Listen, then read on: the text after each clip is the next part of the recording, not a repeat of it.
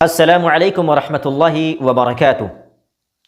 الحمد للہ رب العالمین والصلاة والسلام علی سید الانبیاء والمرسلین نبینا محمد وعلی آلہ واصحابہ اجمعین، اما بعد۔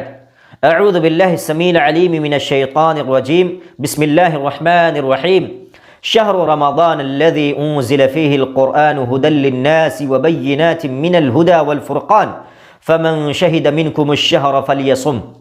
ناظرین کرام، سب سے پہلے اللہ سبحانہ و تعالیٰ کی تعریف و توصیف بڑائی و بزرگی لائق و زیبا ہے، جس نے ہم تمام بنی نوع انسان کو اس دار فانی کے اندر پیدا فرما کر با مقصد بنایا، بے مقصد نہیں بنایا۔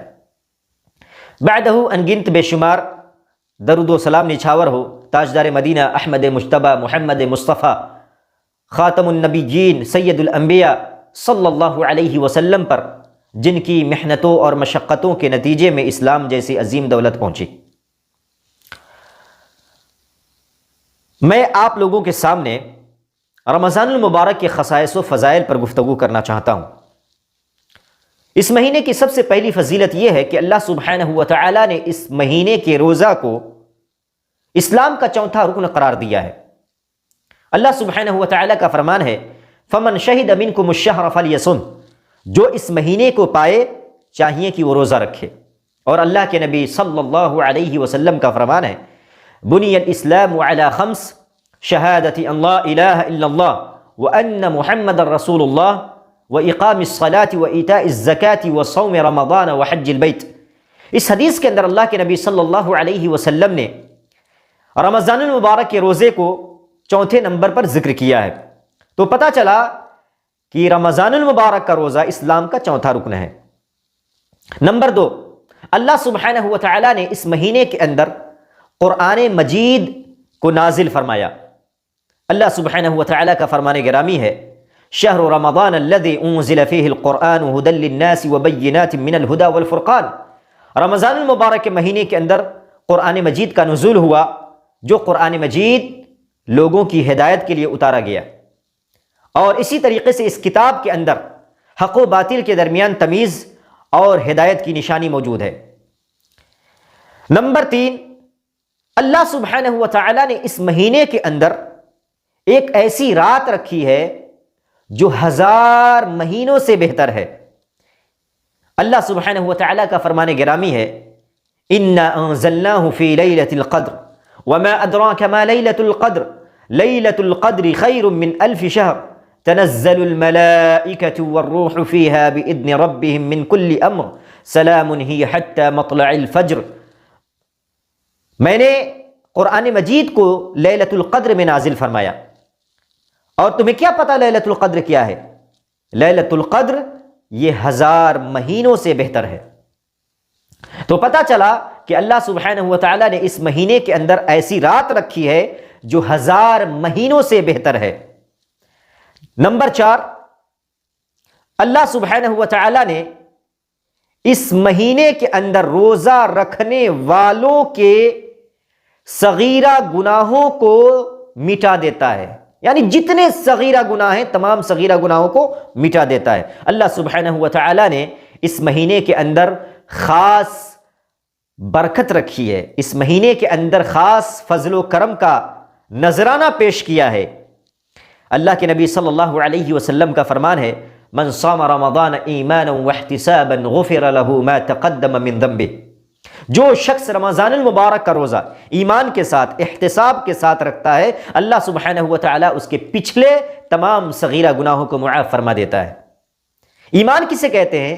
یہ اعتقاد رکھنا کہ اللہ سبحانہ و تعالیٰ نے ہمارے اوپر روزہ کو فرض قرار دیا ہے، جیسا کہ اللہ سبحانہ و تعالیٰ ارشاد فرماتا ہے، یا ایھا الذین آمنوا کتب علیکم الصیام کما کتب علی الذین من قبلکم لعلکم تتقون۔ اے ایمان والو، تمہارے اوپر رمضان المبارک کا روزہ فرض کیا گیا ہے، تم سے پہلے لوگوں پر بھی فرض کیا گیا تھا۔ کیوں؟ تاکہ تم پرہیزگار بن جاؤ۔ احتساب کہتے ہیں ثواب کی نیت سے۔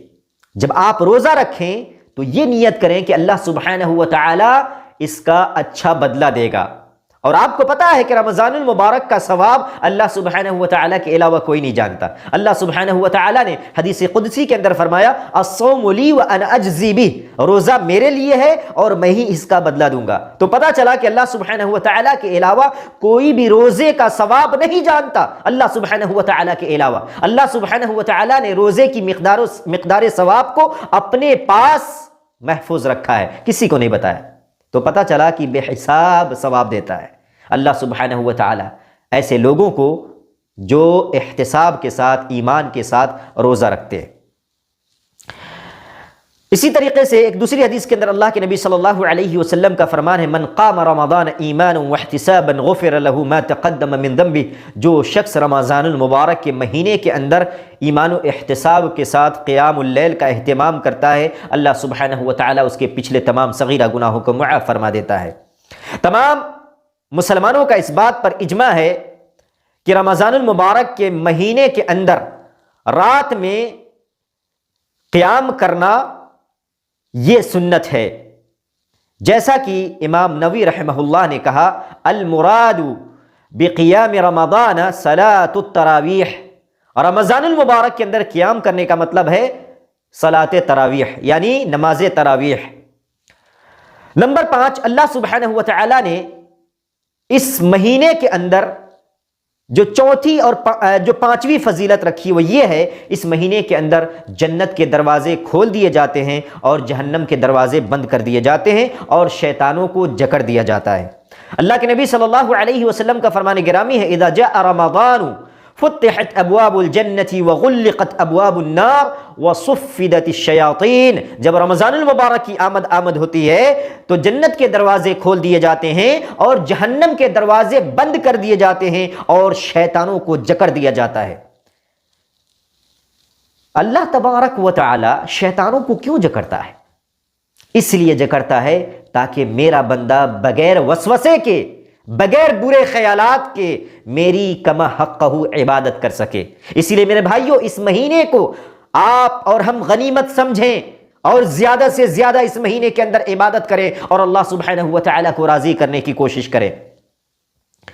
نمبر 6، اس مہینے کے اندر ہر رات اللہ سبحانہ و تعالیٰ کچھ لوگوں کو جہنم سے آزاد کرتا ہے۔